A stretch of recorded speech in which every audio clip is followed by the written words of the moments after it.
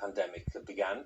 Costa, which is owned by Coca-Cola, says it plans to remove the role of assistant manager from its stores and can't be sure when its trading will improve.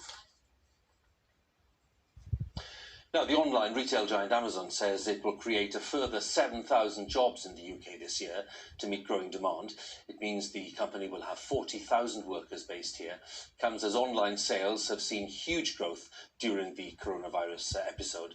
Our business editor, Simon Jack, is here. And Simon, I mentioned coronavirus. Is that the main factor behind all of this? It's a massive factor. Now, Amazon was already growing very fast anyway. Earlier this year, it added 3,000 permanent jobs, and that was before lockdown. Then the pandemic hit, a surge in online shopping, and they took on thousands of temporary staff. And they think, like others, Tesco did a similar thing last week, that that shift is permanent, hence the 7,000 permanent new roles. And if you look at the growth in their permanent headcount over the years, it's been quite remarkable. In 2015, just 10,000, 2020, 40,000. And that is mirrored by their sales, which have gone from £7 billion back in 2015 to £17 billion now. So it's a massive success. These jobs are welcome. We've spoken about lots of job losses recently.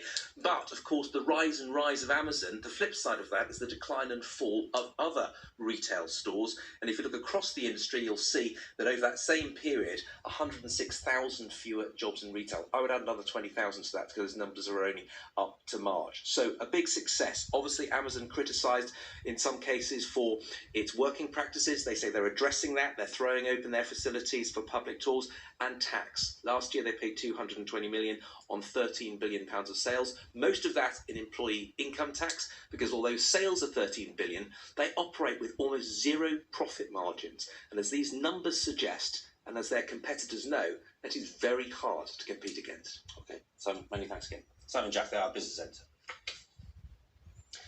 Now, researchers have found that children with coronavirus infection may display a very wide range of symptoms. People can request a test if they have a new continuous cough or fever or loss of taste or smell. But research by Queen's University Belfast found that diarrhoea and vomiting were more common symptoms in children with COVID-19. Our medical editor, Fergus Walsh, has the latest. Education unlocked as more and more schools open their gates. Whilst coronavirus poses very little risk to children's health, it's important to avoid outbreaks spreading in schools. So this raises the question, how to spot the infection in the young. At present, you can get a coronavirus test if you display any of the following symptoms: a high temperature, a new continuous cough, or loss of taste or smell.